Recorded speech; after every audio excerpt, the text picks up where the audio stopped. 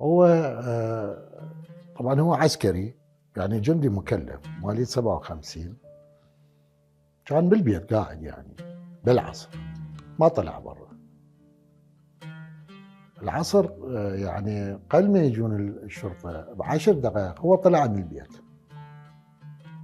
إحنا تسفّرنا هو مو ويانا،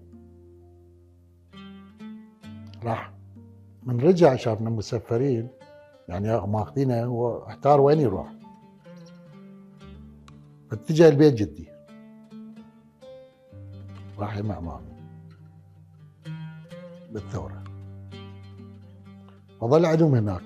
ورا 18 يوم هو ببيت جدي هناك ويا جدي وبيتي وعمامي وعوائلهم كلهم جابوهم، هو كان وياهم. من جابوهم للإقامة، بالإقامة عزلوهم، الشباب عزلوهم، هو كان وياهم، عزلوه أخذوه. هو ذاك الوقت 23 سنة، جندي عسكري، جندي مكلف هو. كان يخدم بأربيل ناحية دبس. اسمه توفيق شاكر رضا، مواليد 57. كان جندي مكلف. بعد ما شفناه، يعني هو من انعزل من بيت عمي وجدي وذول اخذوه من عندهم، بعد ما شفنا لحد هذا اليوم.